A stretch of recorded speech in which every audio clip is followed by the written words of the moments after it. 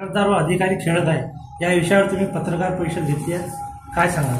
हा अत्यंत सोपा असा हा विषय आहे, परंतु त्याचं गांभीर्य तुम्ही जर लक्षात घेतलं तर प्रशासन जनतेच्या सोबत हा शीतमय जिता पडतो हा खेळ करत आहे. म्हणजे पहा, त्याचा पहिले प्रश्न समजून घ्या.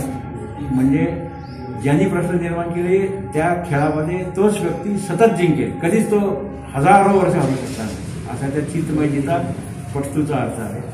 म्हणजे पहा की प्रशासनाने जनतेसोबत कशी शर्यत लावली.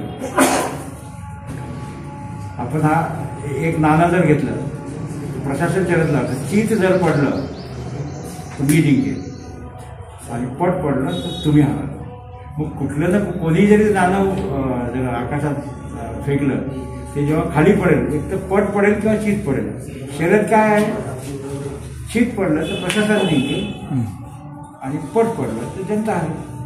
मग काही जरी पडलं तरी प्रशासनच जिंकणार, जनताच हारणार आहे. तर अशा पद्धतीच्या या तांत्रिक अडचणीमध्ये आमच्या सर्वसामान्य जनतेला अडकून ठेवलेलं आहे. आम्हाला एवढ्या मोठ्या स्वतंत्र झालेल्या देशामध्ये 10-12 दिवस पाणी मिळत नाही, यापेक्षा काय मोठी शोकांतिका असेल. आमचं शहर स्मार्ट सिटी म्हणून मोठं होण्याचा प्रयत्न करते. स्मार्ट सिटीच्या लोकांना 10 दिवस 12 दिवस पाणी नाही, आणि पाणी दिलं जातं तर देशात कुठल्याही महापालिकेकडे नाही, राज्यातल्या कुठल्याही महापालिकेकडे जो कायदा नाही, तो आम्हाला वॉटर बॉयलर 2011 तुम्ही तयार करून ठेवलं. त्या वॉटर बॉयलरच्या माध्यमातून जशी ही योजना पूर्ण होईल तर आम्हाला 10% दरवर्षी पाणीपट्टी वाढवावी लागणार. म्हणजे 4050 रुपये पासून ती सुरुवात होईल आणि त्याच्यावर मग दरवर्षी 10%. म्हणजे 4050 रुपयावर 10% झालं की त्याच्या पुढच्या वर्षी ते 10% प्लस 4050 आणि त्याच्यावर मग 10%. मग एक वेळ अशी येणार आहे की आम्हाला 15,000च्या पुढे पाणीपट्टी. मग हे थांबवायचं काम कोणी करायचं? ज्यांनी करायचं होतं त्यांनी तर महापालिकेमध्ये तेव्हा ते ठराव घेतले, तेव्हा त्यांनी विरोध केला नाही यांना. महापालिकेच्या त्या काळातील लोकांनी ठराव घेतले आणि शासनाला कळलं की पाणी पुरवठा उपयोगी 2011 आम्ही आमच्या शहरातल्या पाणी पुरवठा योजनेसाठी वापरू म्हणून. आम्ही तेव्हापासून विरोध करतोय की हे अत्यंत घातक पाऊल आहे आणि हे कॉन्ट्रॅक्टरच्या भल्यासाठी केलेलं पाऊल आहे. हे आम्ही या शहरामध्ये होऊ देणार नाही. आणि मग त्यासाठी आम्हाला गरज पडली त्यावेळेस आम्ही माननीय न्यायालयात गेलो, माननीय न्यायालयाच्या लक्षातही आणून दिलं आणि माननीय न्यायालयाने न्याय दिला. पण प्रशासनाने की आम्हाला न्याय द्यायचं काम केलेलं नाही. म्हणून ही योजना लवकर पूर्ण व्हावी, याच्यातल्या तांत्रिक चुकांची दुरुस्ती व्हावी. सर्च टँक तयार व्हावं. सर्च टँक तयार होणं म्हणजे काय आहे? त्या ठिकाणी पाणी जे शहराला पुरवठा केला जाईल, पाणी जिथून लिफ्ट केलं जाईल, ते लिफ्ट पाणी गेल्याच्या नंतर आत्ता जशी लाईट गेली होती तशी लाईट जर अचानक गेली तर ते पाणी परत वापस जिथून आपण लिफ्ट केलं तिथं वापस जाईल. आणि मग त्या एअर प्रेशरमुळे ती पाण्याची लाईन फुटू शकते, ती लिकेज होऊ शकते, ती बस्ट होऊ शकते. मग ते झालेलं नुकसान कोण भरून देईल? परत तांत्रिक कामासाठी 2 दिवस पाणी पुरवठा बंद असं करणार का नाही? मग त्याच्यातल्या ज्या चुका दुरुस्त करणं बाकी आहे, ते सर्च टँक बांधा. त्या सर्च टँक जागोजागी कुठं बांधायचं ते महाराज जीवन प्राधिकरणाकडे तांत्रिक माहिती सगळी आहे. नसेल तर आम्ही ती द्यायला तयार आहे. त्या पद्धतीची सर्च टँक बांधा. ते करत असताना योग्य ठिकाणी पाण्याच्या ज्या टाक्या आपण बांधणार आहोत त्या योग्य ठिकाणी बांधा. त्या योग्य ठिकाणी पाण्याच्या टाक्या बांधत असताना तुम्हाला तिथलं टेक्निकल सर्वे जो तुमचा करून ठेवला आहे त्याला तुम्हाला थर्ड पार्टी इन्स्पेक्शन करून घ्यावं लागेल.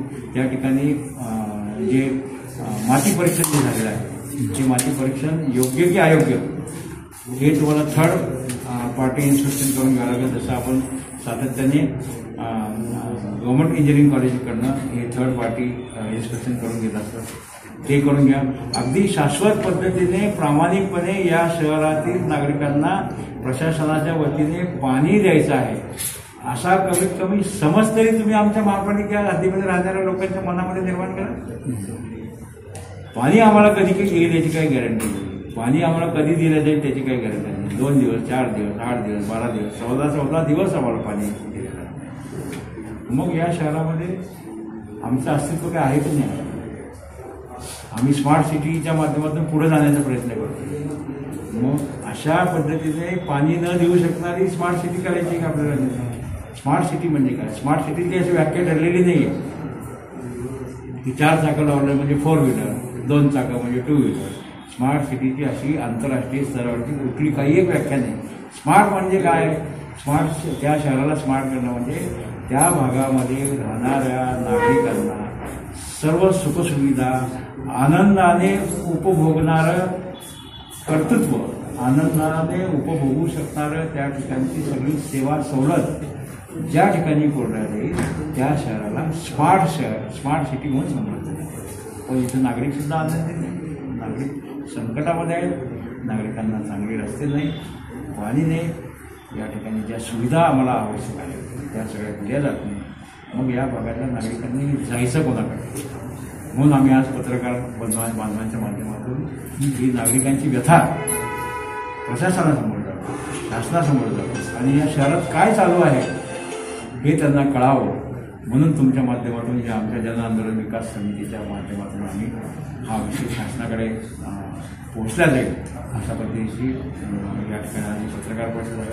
तुमचं सातत्याने सहकार्य मोठा स्तंभच तो आहे. या स्तंभामुळेच या देशातलं सगळं कामकाज सुरळीत चालू आहे आणि तुमची मदत जी आम्हाला होणार आहे त्या मदतीच्यामुळे हा तांत्रिक प्रश्न सुटेल आणि शहरवासियांना हा तांत्रिक प्रश्न सुटल्याच्या नंतर योग्य पद्धतीने पाणी मिळेल अशी आमची अपेक्षा आहे.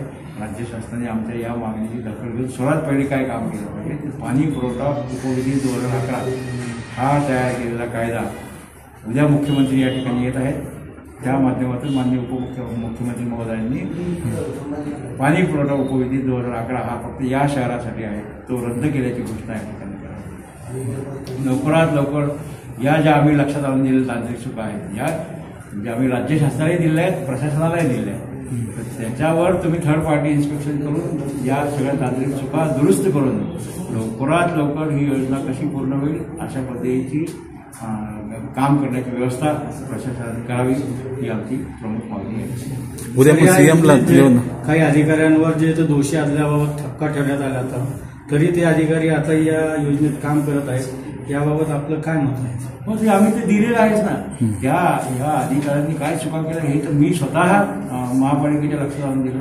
महापालिकेने तेव्हाही दुर्लक्ष केलं. मग हायकोर्टामध्ये मी ते दाखल केलं. हायकोर्टानंतर दाखल झाल्यानंतर या लोकांना त्यांची विभागीय चौकशी केल्या गेली. विभागीय चौकशीमध्ये त्या चौकशी समितीने यांच्यावर ठपका ठेवला. मी नाही ठेवलं, आमच्या समितीने नाही ठेवलं. आम्ही नाही म्हटलं काय, फक्त काय चुका आहेत त्या दाखवल्या आम्ही. आणि विभागीय चौकशी झाल्यानंतर ज्यांना दोषी पकडले गेले त्याच लोकांना तुम्ही त्याच योजनेमध्ये आणून त्यांना परत सहाय्य करण्याचे अधिकार का देता? काय तुमचा अट्टाहास कशासाठी आहे? का तुम्ही अशा पद्धतीचं काम या ठिकाणी करता? का नागरिकांना त्याचा त्रास होईल अशा पद्धतीचं काम करता? उद्या सीएमला भेटणार आहे? नाही, काय गरज नाही. आम्ही त्यांना निवेदन दिलेलं आहे. त्याला मनपा आयोग जबाबदार आहेत ना? मनपा आयोग दिलं ना सगळं आम्ही त्यांच्याकडे. ते या ठिकाणी सगळं महापालिका प्रशासन राज्य शासनाला दिलेलं असल्यानंतरही जर ते ऐकण्याच्या मनस्थितीत नसतील तर आम्हाला परमपूज्य डॉक्टर बाबासाहेब आंबेडकरांनी राज्यघटना दिलेली आहे.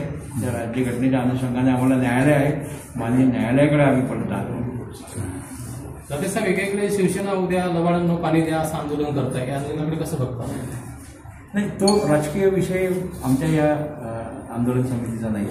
ते त्यांना जे काही कोणाला बोलायचं ते बोलू शकतात. आमचं काम काय आहे की प्रॉब्लेम अलॉंग विथ सोल्युशन कसं सॉल्व्ह करता येईल, म्हणजे समस्या आणि समस्यांचं निराकरण कसं करता येईल ते कामकाज करण्याचं आम्ही गेल्या अनेक वर्षापासून काम करतो. तुम्ही सगळं जाणता. पाण्याचंच काम मी गेल्या 35 वर्षापासून करत आहे. त्याच्यामुळे या अत्यंत सकारात्मक पद्धतीने आम्ही नेहमी काम केलेलं आहे आणि त्या सकारात्मक पद्धतीच्या कामाला कुठलेही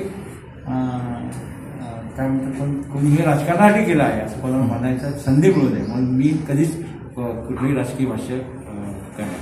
ठीक आहे.